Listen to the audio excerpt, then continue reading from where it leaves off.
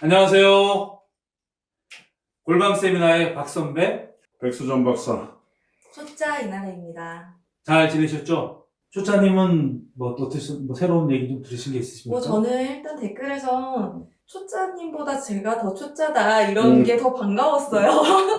그래서 저도 참 처음 접하면서 알게 된 사실들도 많고 그러면서 느끼는 점도 많은데 저와 비슷한 수준인 분들이 보시면서 또 이제 새로운 정보 저같이 이렇게 느끼는 점이 많다고 한다면 저도 굉장히 이 프로그램을 하는 보람이 있는 것 같고 그래서 이제 더 많은 분들이 보실 수 있도록 좋아요와 구독을 많이 해주시길 부탁드립니다. 네, 좀 편집하면서 느꼈는데 우리 초짜님께서 아무래도 좀 늙은 선배들과 같이 하다 보니까 조금 이제 부담스러워 하시는 게 있을 것 같아. 그래서 자신있게 말씀을 다 끝마무리 못 하시거나 이런 게 있는 것 같아. 제가 아는 초짜님은 그런 분이 아니시거든요. 그러니까 네.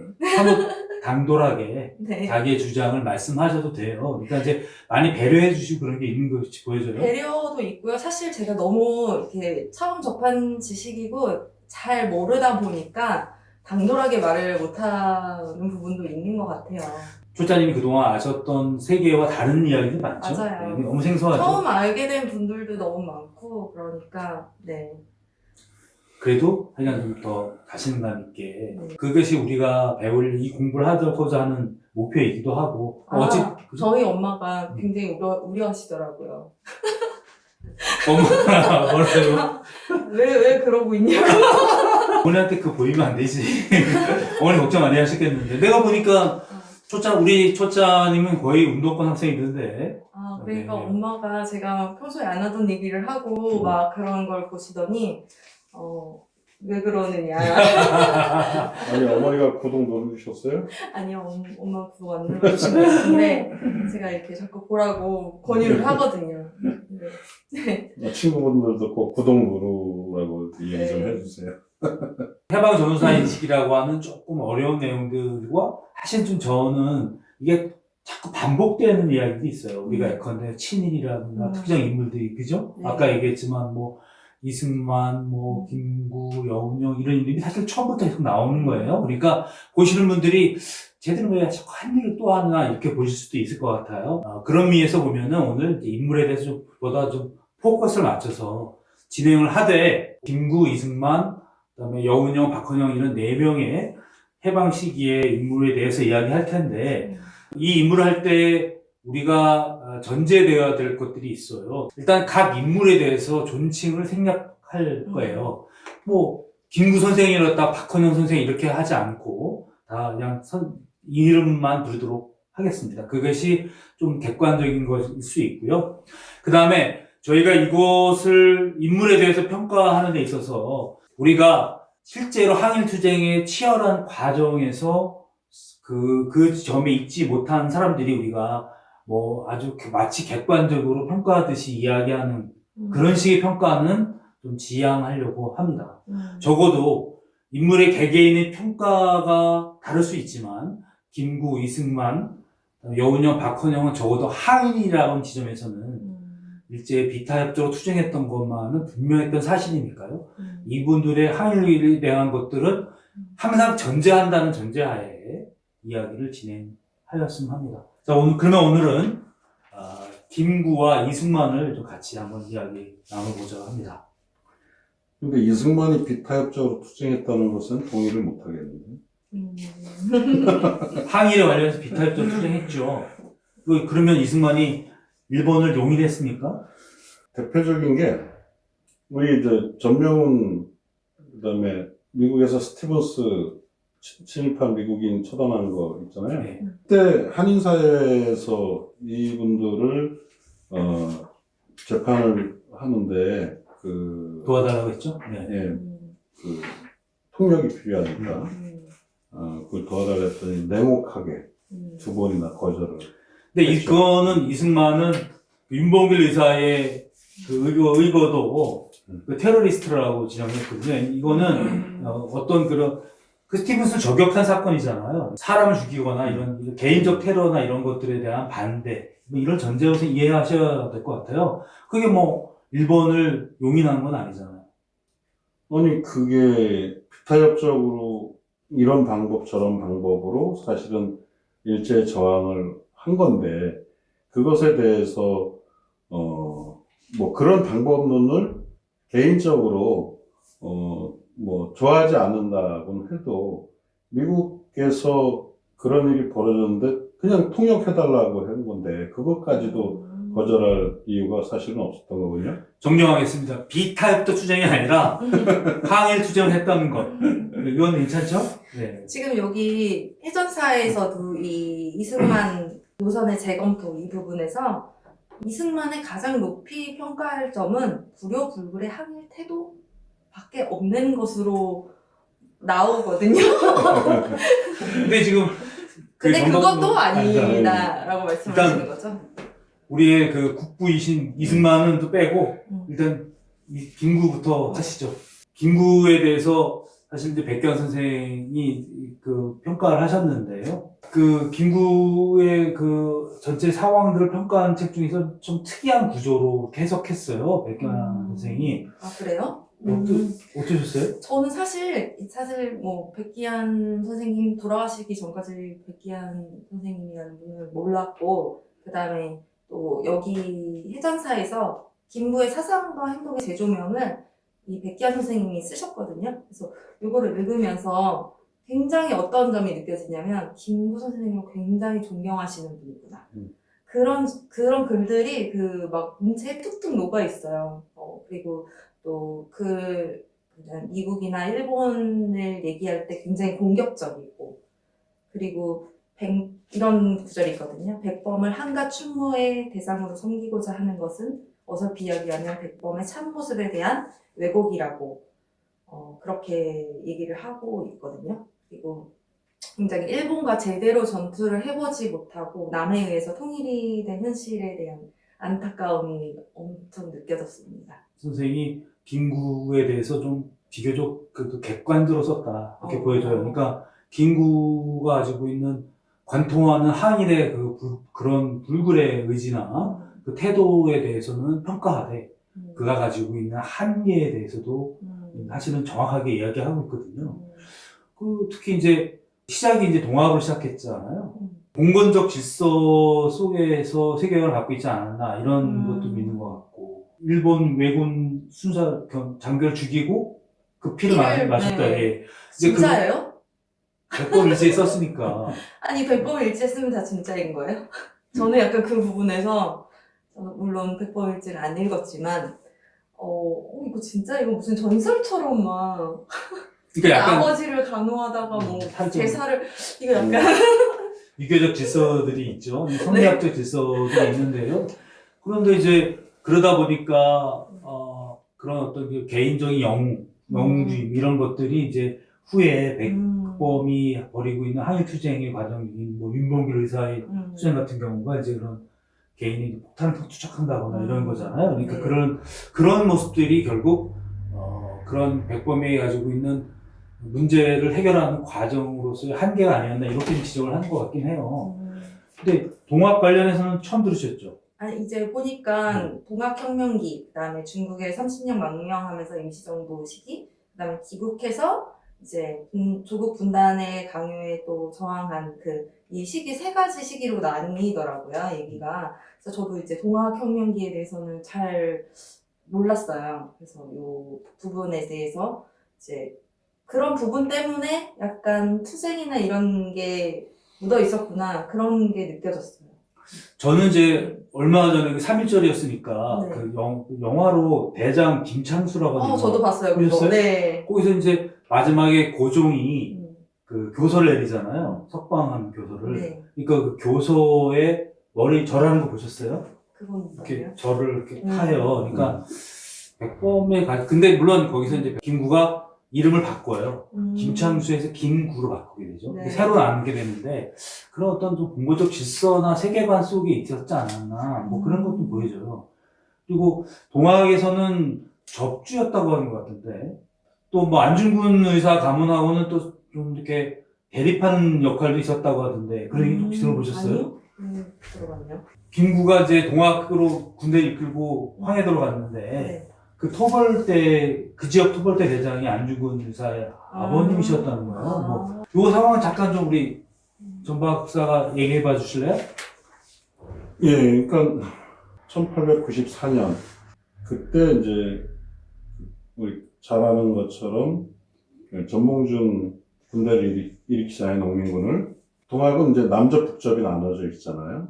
이 북접은 이대 교수 최시영과 그 계통을 잇는 손병희 이쪽이 이제 북접이고 이 강원도, 해주, 황해도 이쪽은 다 북접이에요. 그래서 이제 최시영의 영도를 따르는 세력인데 그래서 남접이 전몽준이 2월달에 처음 1894년에 기포했을 때는 북접이 가세하지 않았죠. 예, 그리고 9월달에 2차 기포를 할 때는 최시영이 전 동학을 이제 같이 합류하는 걸로 결정을 했기 때문에 그때 이제 강원도에서도 강릉 관할을 공격해서 점령을 한단 말이에요. 여기도 해주에서 해주성을 공격을 해요. 해주성 공격하는데 점령은 못했죠. 근데 이때 김구의 나이가 아마 김구가 1876년생 그러니까 18살이에요. 만 18살. 우리 나이가 19살인데 그래서 소년장수라고 그때 이제 적주였기 때문에 제일 나이 어린 적주였던 거죠. 그래서 소년장수를 불리고 알다시피 김구가 기골이 장대하잖아요. 육척 장신의 뭐 네, 그런 거 하는데 기골이 장대한데 그러니까 굉장히 좀 무인적 기질이 있었을 것 같아요. 뭐 맨손으로 일본 순사도 때려잡을 정도니까. 근데 이제 해주에는 안씨 가문이 네. 그 위정척사파들은 이제 동학을 오히려 토벌하는 동학도들을 동비라고 부르면서 동학도를 토벌을 했어요. 그게 이제 네. 왕을 뒤엎자고 하는 신문 타파 때문에 하는 건가요? 그렇죠. 이제 동학이 내세운 주장 중에 대표적인 게 다른 것도 있지만 신문 해방적인 게 있고 특히 그래서 백정도 동학에서 내세우는 게 백정이라는 신분 타파, 그 다음에 과부계가 허용하는 이거는 양반들로서는 뭐 전혀 이제 용납이 안 되는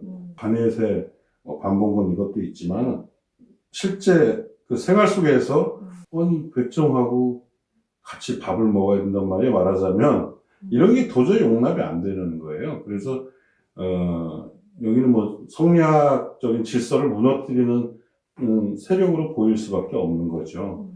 그래서 춘천의 뭐 다른 데도 그렇지만 다 1895년 을미의병의 주동자들이 1년 전에는 다 동학도들 때려잡는 사람들이었어요. 예.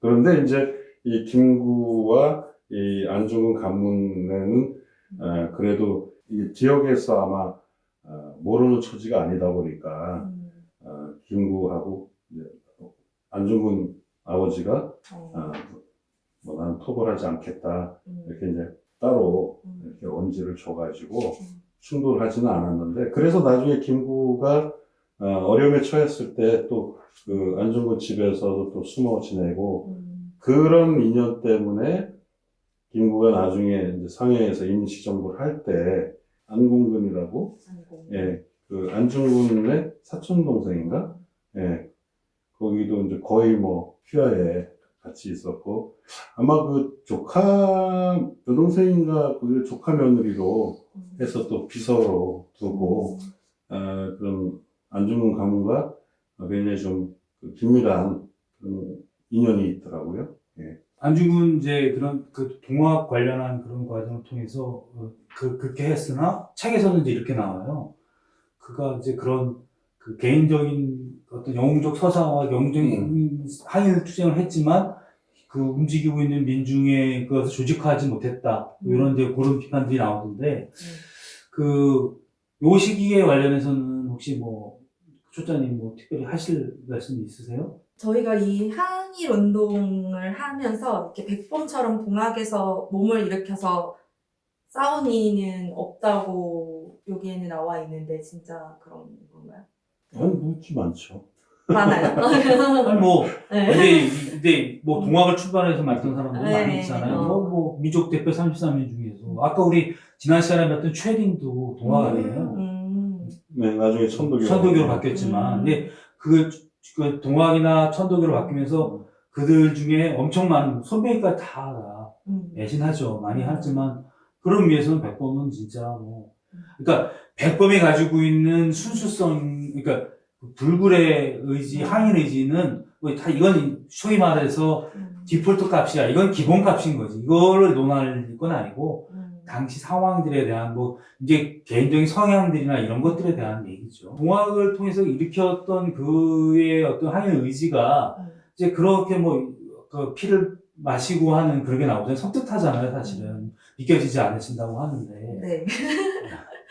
약간 영웅화 시키는 약간 뭔가 음. 양념이 약간 들어가 있는 듯한 느낌? 아니요, 근데 이게, 우리가 예전에 우리 한참 때 반미할 때는 네. 그 미국에 대한 적대심이 네. 고통이 아니었어요. 사실은 저는 전박스 기억나시는지 모르지만 제가 이제 이렇게 집회를 이렇게 할 때 제가 제일 싫어하는 게 우리 당시에 기억나요? 뭐 정경 너희들은 당신들 우리의 형제이고 이러니까 우리를 막지 마라. 너희들은 아니라 저쪽이 이제 뭐 예를 들어 진짜를 고용할 건데 피하라 이런 얘기 기억나시죠? 저는 그 얘기 제일 싫었어요. 왜요? 아니 불의한 정권을 막는 모든 그 정치적 물리적 이 세력들은 다 우리 적이다. 나는 그래서 그런 말조차 필요 없이 바로 화염병을 던져서 불바다를 만들어야 한다고 생각했던 사람이에요. 그러니까 그때 나이가 20살이니까. 그러니까 나는 충분히 그럴 수 있었을 것 같아요. 뭐 그 당시에 뭐 닭도 잡고 막 이랬을 거 아니야. 그러니까 외놈의 장교를 마시고 피를 마신다 이런 건 있을 수 있는 일. 근데 저는 약간 이 백기환 선생님이 쓰신 이 톤 자체를 약간 비판적으로 읽은 부분들이 저는 굉장히 많았어요. 그러니까 뭐 예를 들면 백범을 감히 평가를 할 때는 정말로 이렇게 생명을 내대고 싸우는 자여야지 감히 백범을 말할 수 있다던가, 그리고 또 이제 뭐 미국이 한국에 이익을 가져다 준 내는 8.15 일정까지는 절대 없었다라던가, 일본은 전쟁을 애호하는 파시스트 강도다 이렇게 얘기한 부분, 물론 그때 당시에 읽었으면은 굉장히 열받고 부글부글 할 수도 있는데, 저는 뭔가 너무 감정적으로 쓰여지지 않았나, 저는 이렇게 생각을 하면서 계속 읽었어요. 뭐 어떤 사람이 백범을 말해야 되는데 막 이렇게 읽었거든요. 그러니까 적어도 사람을 일단 네. 외놈을 찔러 죽인 경험이 없으면 안 돼라고 얘기하면, 사실 이렇게 말하면 이런 거예요. 이게 이제 극단으로 가면 이게 약간 꼰대 마인드인데. 그렇죠. 그리고 네. 막 무조건 싸웠어야 됐나? 싸워서 우리 나라를 차지했어야 되는 이게 왜 그렇게 해야 되는 거죠? 이제 백기환 선생님 꼰대라면 나도 들 수도 있는데, 이게 약간 이런 거지 뭐. 네 굶어봤어?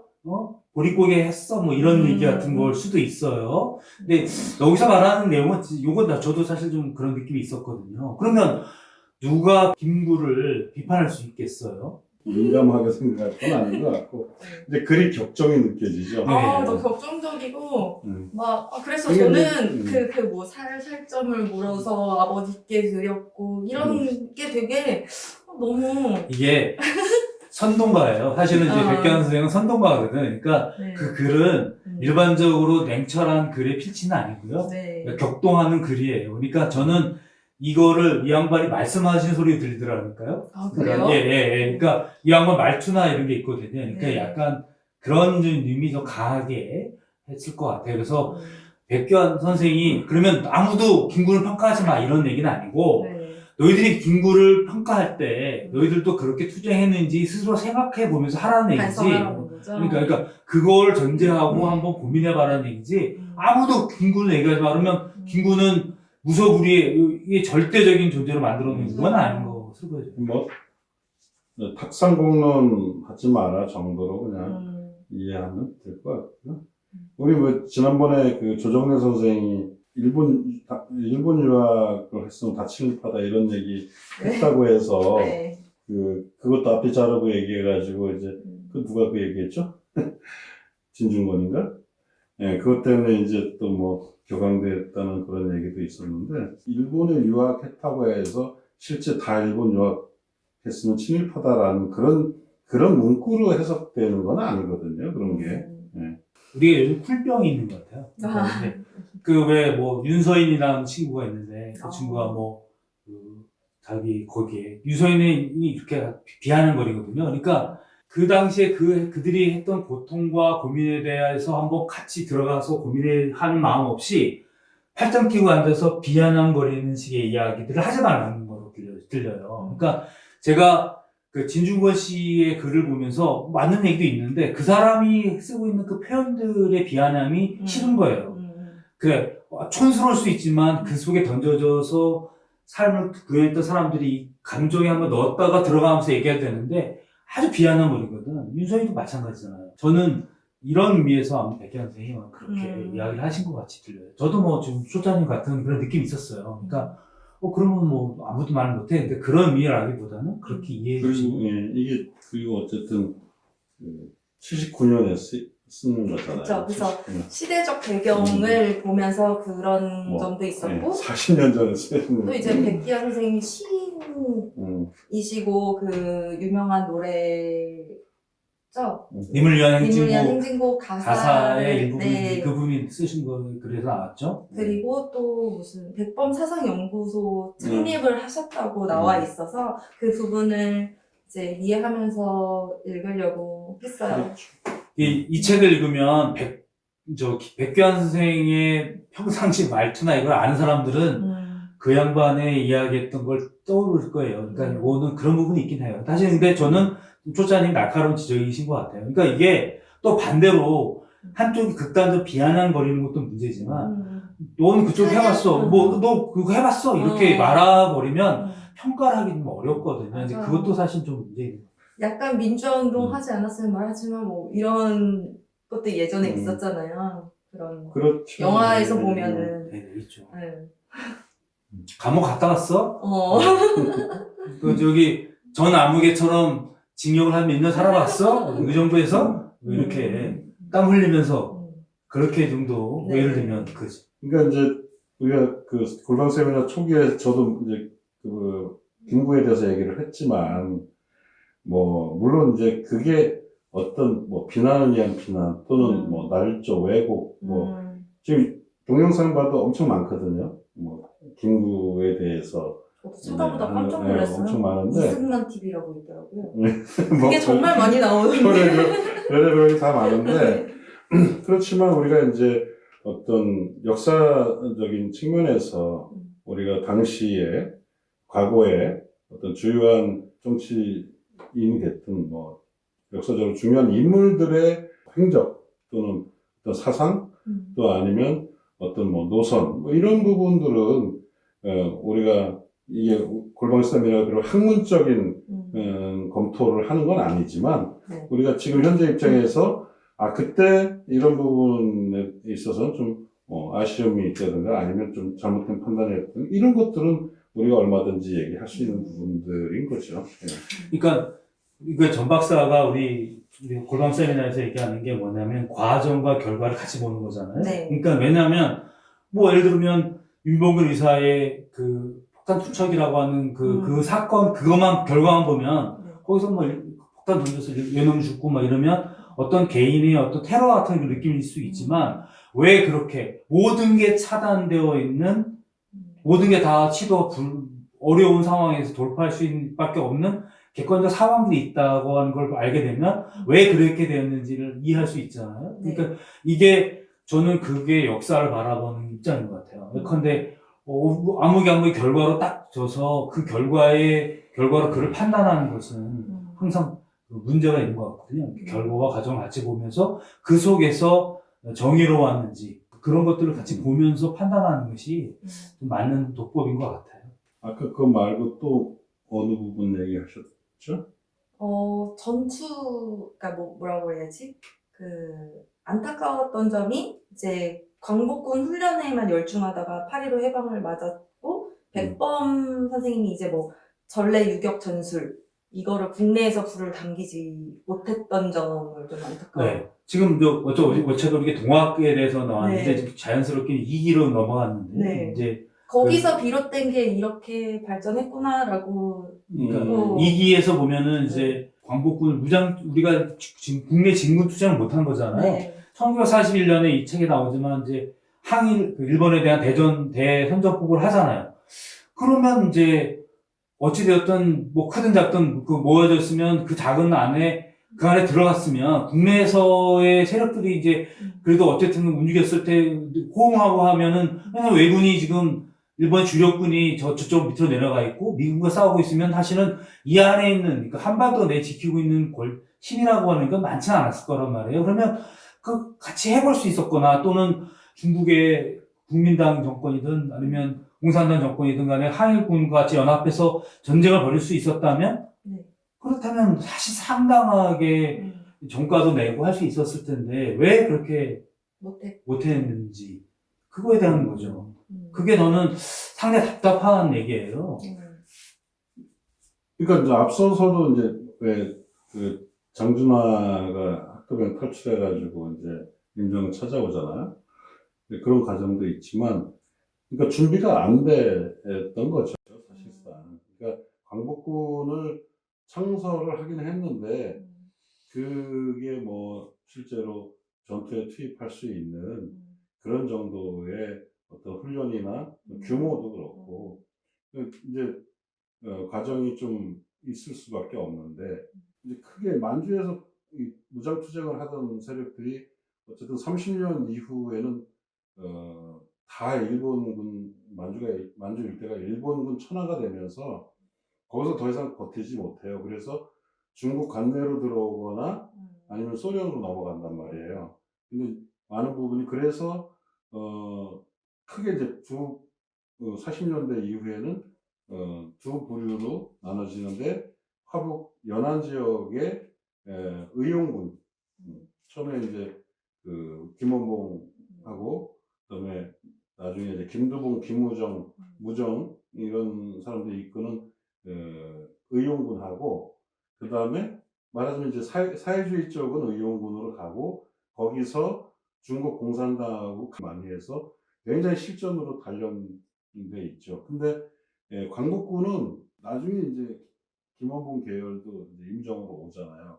그래서 김원봉이 이제 제1지대, 광복군의 제1지대로 편성이 되고 하면서 어느 정도 모습을 갖춰가는 거지. 그전에는, 숫자도 적고, 그래서 지금 우리 아까 미얀마 얘기했지만, 버마, 인도차이나 쪽에는 연합군하고 같이 전투에 참여하기도 해요, 광복군이. 근데 되게 이제 소규모 병력이죠. 그러니까 실제로 만주에 있는 일본군도 상대를 못 하는데 국내 진공을 어떻게 할 수 있었겠어요? 그러니까 국내 진공은 나중에 OSS 하고 미 OSS하고 연합해서 사실상 후방 교란 이런 이제 게릴라식으로 하려고 했던 거지. 정규군처럼 전면전 이거는 할 수가 없는 그런 조건이었던 거고 그런 준비를 하던 와중에 8.15가 온 거죠. 그러니까 그걸 굉장히 통탄을 했다는 거죠. 네.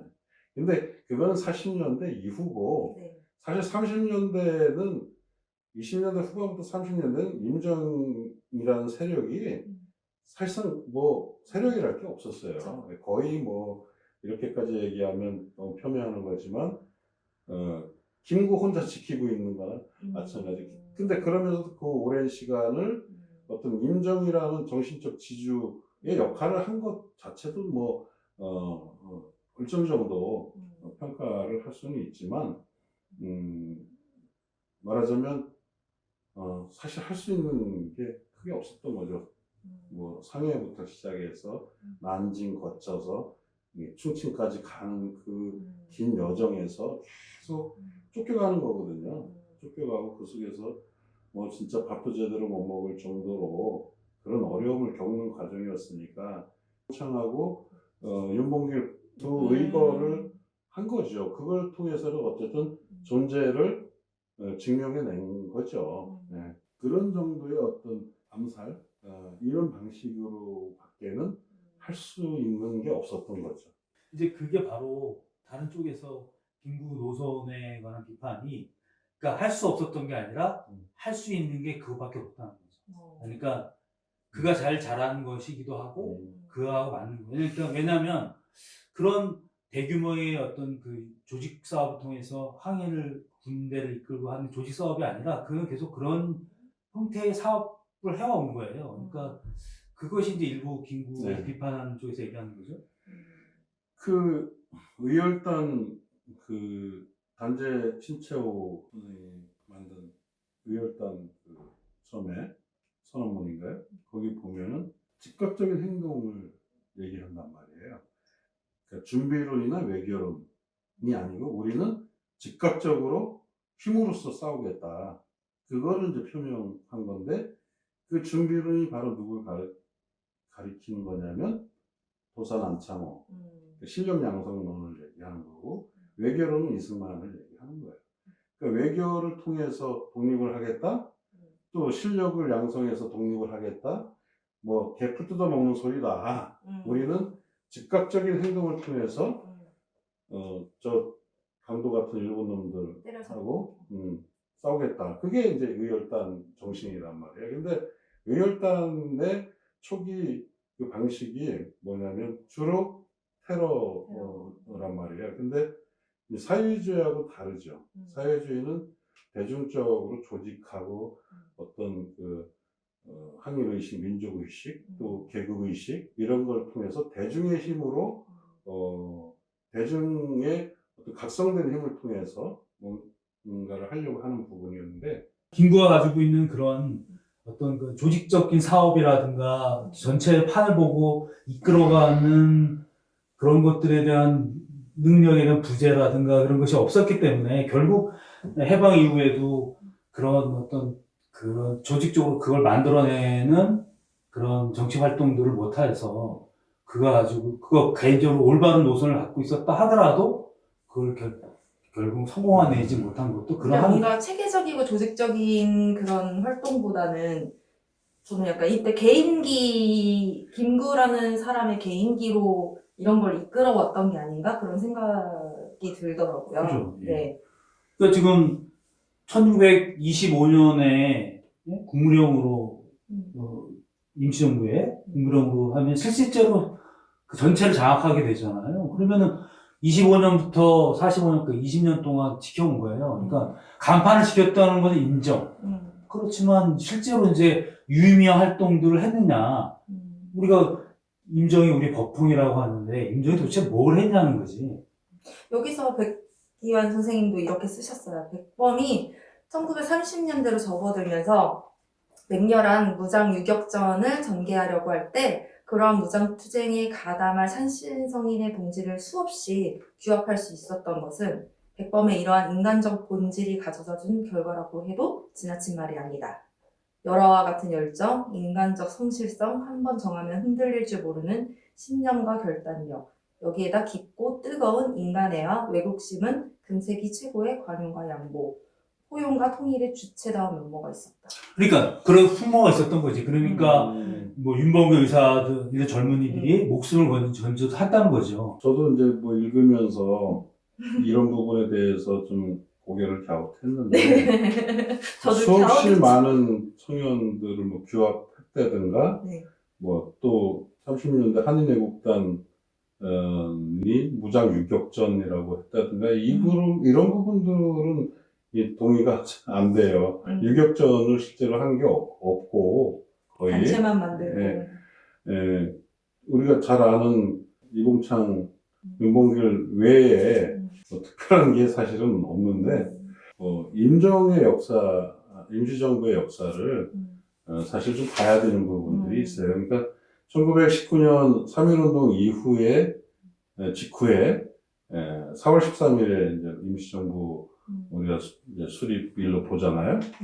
네. 그때는 많은 사람들이, 물론 그때 당시에도 임시정부가 상해 임시정부만 있었던 게 아니에요. 제일 먼저 생긴 건 노령, 러시아령에 있었던 대한국민의회, 그 다음에 상해 임시정부, 한성정부예요. 한성정부고, 이 세 개가 대표적인데 그 외에도 몇 개가 더 있어요. 근데 그래서 이제 결국은 이걸 통합하자. 그리고 즉 정통을 어디다 두냐면 한성정부에 정통을 부여해요. 근데 실제로 한성에는 할 수가 없잖아. 그래서 상해에 두기는 하되 그 정통은 한성정부를 따른다 이렇게 돼 있어요. 그래서 통합을 어쨌든 했는데 그래서 거기서도 이승만을 이렇게 추대하잖아요. 근데 그 과정에서 이승만이 제일 먼저 이제 미국을 가버리죠. 이 조각이 안 되는 거야. 정부를 조각을 해야 하는데 조각이 안 되고 서로 이제 뭐 싸우냐고. 파벌이 있으니까. 그러면서 사람들 다 떠나고 20년 초에 그래서 임시정부를 새롭게 구성하자라는 논의가 일어나서 그 대표적으로 개조론과 창조론이 또 나와요. 개조론은 개편을 하자는, 임시정부를 다시 개편을 하자는 거고, 창조론은 백지화하고 새로 구성하자. 그래서 거기서도 결국은 개조론이 힘을 얻으면서 특히 이제 우리 그 러시아나 이 만주 쪽에서 항일무장 투쟁에 방점을 두는 세력들은 다 떠나버려요. 예. 그러면서 사람이 실제로 없는 거야. 그러면 이제 정부라는 간판만 가지고 있었던 거죠. 그러니까 왜 그거에만 집착하고 있었냐? 이렇게 얘기하면은 그거 뭐 김구 개인한테 책임을 돌릴 문제인지 아닌지는 모르겠지만 임시정부의 한계라고 봐야 되는 거죠. 김구가 그 임시정부를 통해서 김구가 활동했고 임시정부의 그 전체 아우라가 김구 자신을 규정하는 거니까 그렇죠. 뭐 김구의 노선이라고 말해도 부정할 수 없는 거 네. 아닌가요? 경계가 사실은 뭐 명확하진 않죠.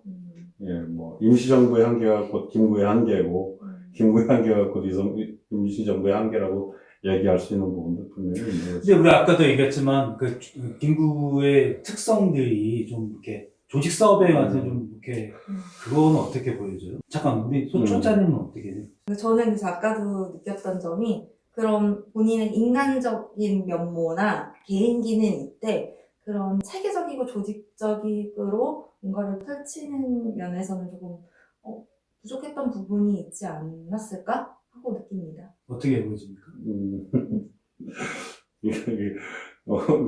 그게 어려운 것도 역시 어려운 문제인데 이게 백년 선생이 네. 니들이 뭘 한다고 그러는 거야? 이게. 개인적인 성향에서 뭐 그렇게 됐나 이렇게 판단하기가 좀 어려운 부분도 있을 것 같은데 기본적으로 뭐 예를 들어서 사실 사회주의 계열을 빼고는 뭐 이렇게 조직 사업을 하는 경우가 극히 드물어요. 이게 물론 민족주의자들도 뭐 나름 뭐 우리가 최초에 따지면 그 신민회도 있고 뭐 하긴 하지만 비밀결사가 없는 건 아니지만 그게 이제 대부분 보면은 그 명망가 중심의 어떤 뭐 안창호 계열의 흥사단도 그렇고 뭐 다 그렇잖아요. 특히 이제 만주가 됐든 어디가 됐든 대부분 어떤 그 사회주의 계열은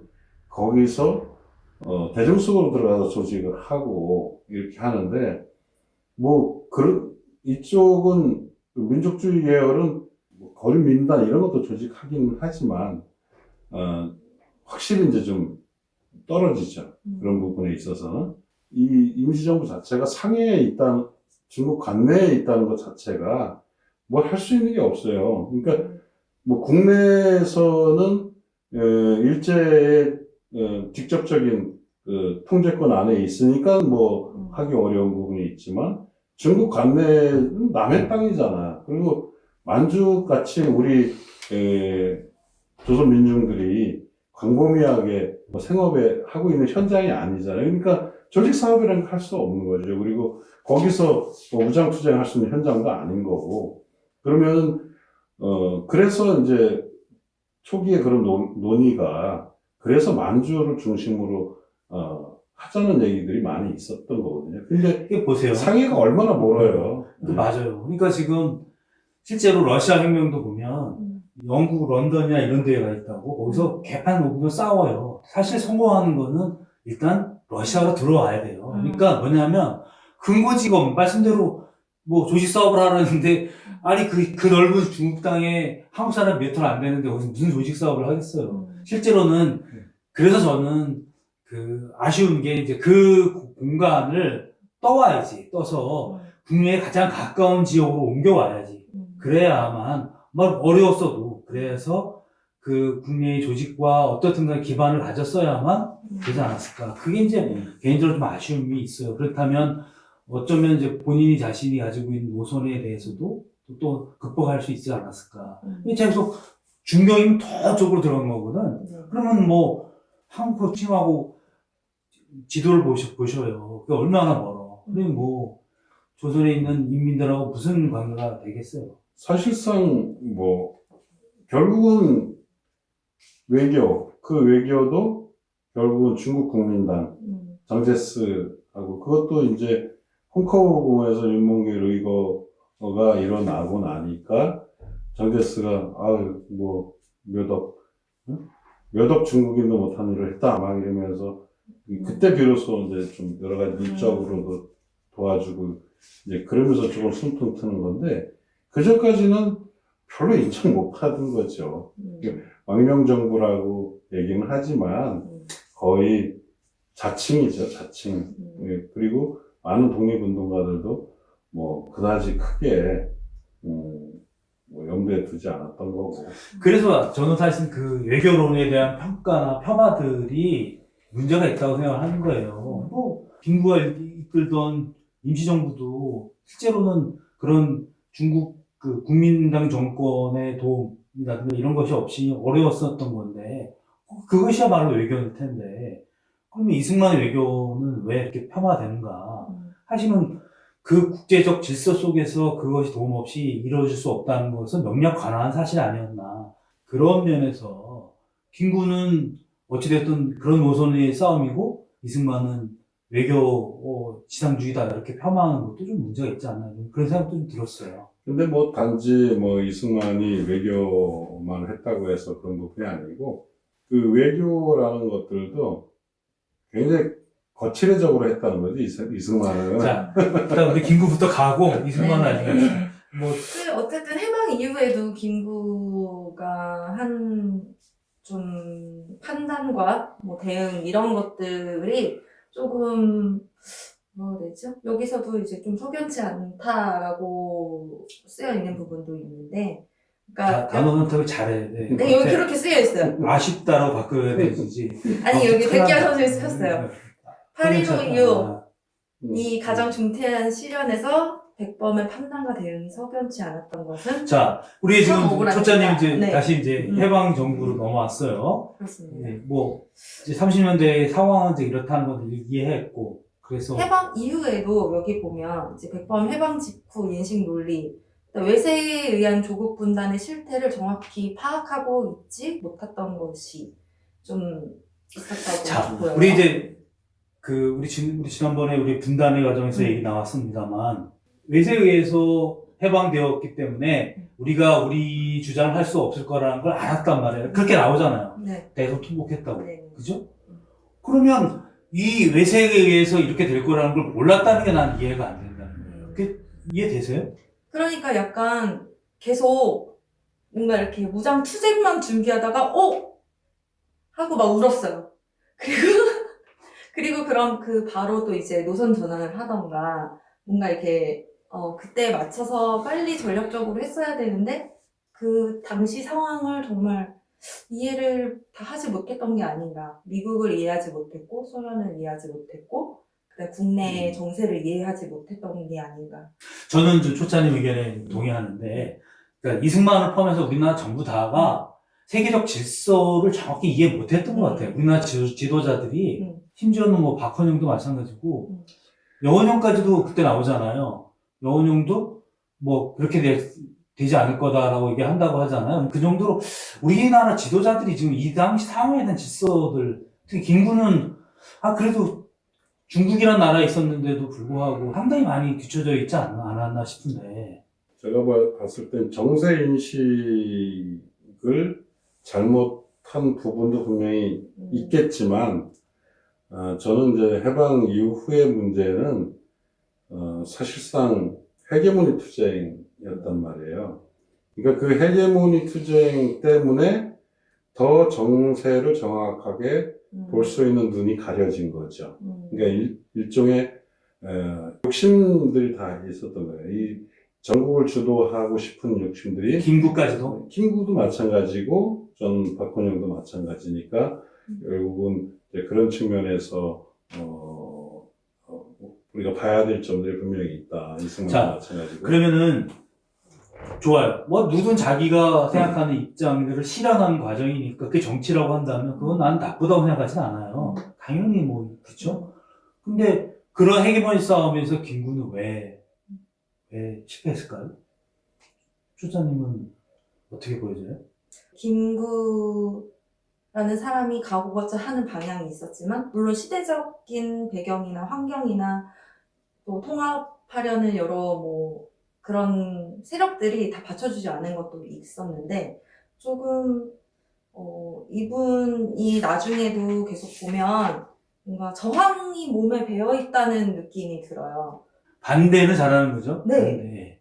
그러니까 이것이 정말, 그러니까 뭐라고 그러지, 전략적으로 그 다음을 보고 한다기보다는 이 앞에 있는 것들만 보고 나는 이거는 이 신념으로는 할 수 없어 라는 것들이 있지 않았나요? 제가 잘... 아니, 이건 자기 생각이니까. 네, 저는 그렇게 생각했어요. 그 뭐 탁치 논란도 마찬가지고. 그러니까 이제 아까 우리 전 박사도 얘기했지만 이제 어떤 세력들이 정치 권력을 획득하는 문제라고 네. 하면, 자, 그러면 우리 해방 딱 시기에 보면 실제로는 그 세력을 가지고 있었던 사람이 누가 있을까요? 여운형이 있었을 거고, 그렇죠. 박헌영이 있었고, 김구이 있었나요? 있었죠. 국내 지지반 있었죠. 네, 일단은 국내 기반은 사실 없지만, 법통이 있죠. 네. 네. 한민당이 어쨌든, 이승만과 김구를 동시 지지, 내지는 뭐 선택 지지, 이렇게 돼 갔던 것 같고, 결국에는 한독당 쪽으로 오는 세력도 있지만은, 점점점 이게 이제 상황이, 미군정 주도 게임으로 가니까, 결국 이승만에게 더 많이 붙어버린 거예요, 한민당 세력이. 그런 부분들이 이제 그 반탁이라든가, 이런 과정에서, 어쨌든 김구는 미군정에 간택되지 못한 거죠. 그게 최고, 그 실패 요인이죠. 그러면은, 우리가 이제 이미 이렇게 얘기하는 거는 좀, 어폐가 있을 수도 있지만, 결국은 이미 분단이 된 상황에서 우리 분단의 고정 과정에서 또 얘기했던 부분이긴 하지만, 소련이라는 북쪽의 물리력, 그다음에 미국이라는 남쪽의 물리력에 붙는 세력이 이길 수밖에 없는 게임이었던 거예요, 어차피. 그렇지 않으려면 싸워야 되는 거죠. 네, 싸울 수밖에 없는 거야. 터키의 케말 파샤처럼 연합국이 터키를 분할하려고 할 때 싸운 거거든요. 싸워서 독립을 이룬 거거든요. 그럼 싸우든가 싸워서 장렬하게 깨지더라도 그러면은 그 나름대로 또 의미가 있는 거고, 아니면 붙어서 영화를 누리든가 이런 건데, 그게 이제 사실 그러니까 아무것도 안 된 거죠. 붙어서 영화를 누릴 스타일은 안 되죠. 김구는 그런 사람은 아니니까.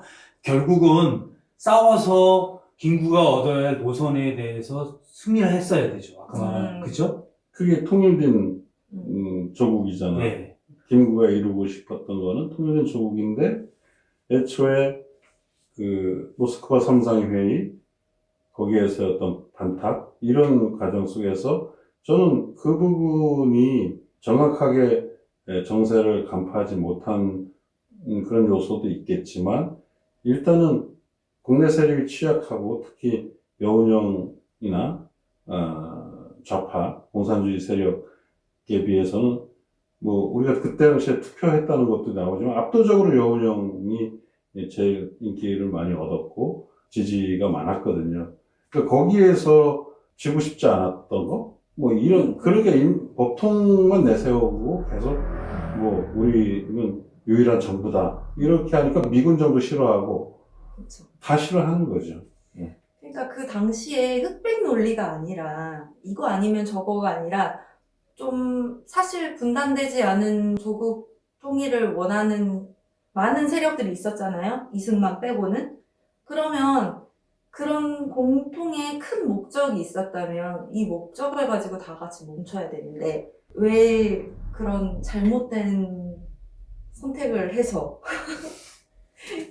뭐 어찌됐든 정치 지도자는 자기가 뜻한 걸 이루지 못했으면 실패한 거죠. 네. 아니, 그러니까 최소한 뭐 반탁에 대한 신념을 거두지 않는다 하더라도 최소한 그 좌우합작을 통해서 뭔가 타결을 했어야 되는 거거든요. 예. 그게 그래서 안타깝더라고요. 그럼 거기서 힘을 합치면은 이 신탁 통치 문제도 충분히 방법이 없었던 건 아니거든요. 그래서 뭐 안재홍이든 김규식이든 또 나중에 장덕수 등등 까지 암살 과정이 그렇게 나오지만 다 이렇게 된 다음에 그 뒤에 가서 거의 뭐 단정히 기정사실화된 50선거 한 달 남기고선 남북 협상 하는 게 이게 뭐 이미 의미가 없다. 다 컵받들인 다음에 안타까운 얘기인 거죠. 백경선 선생이 쓴 글에도 나오지만 열정과 열망이 있어요. 그리고 되게 개인적으로 흠모할 만한 사람이고 많은데 그것을 할 만한 비전과 그 내용을 실제로 갖고 있지는 못했지 않았나. 그러니까 만약에 이제 해방된 줄 뻔하잖아요, 지금. 양쪽이 물리력을 가지고 붙어 있어. 그러면은 어떻게 이 상황을 극복할 것인지에 대해서 그 비전을 제시했어야 되는 거죠. 직접 멸망하는데 아무런 도움을 못 줬던 상황이라면 우리가 가질 핸디캡이 있는 거지. 그거를 전제하면서 했어야 하지 않았나. 그게 참 많이 아쉽고 그것을 이루지 못하니까 극단적인 반탁이라고 하는 것도 자기가 정치적 세력을 가지려고 했던 것도 사실 있었던 것으로 보여지거든요. 아니, 그래서 뭐 우리가 옛날에 뭐 교과서에서 봤지만 뭐 나의 소원은 뭐 첫째도 독립이고 둘째도 독립이고 독립된 국가의 뭐 문지기가 되겠다는 얘기하고 또 남북 협상할 때는 뭐 38선을 베고 놓겠다 뭐 이런 얘기 하지만 실제 어떤 그 해방 이후에 걸어온 뭐 해방 이전에는 그것도 그렇다고 치더라도 해방 이후에 어떤 그 노선은 너무 사실 좀 이해가 안 되는 부분이 있어요.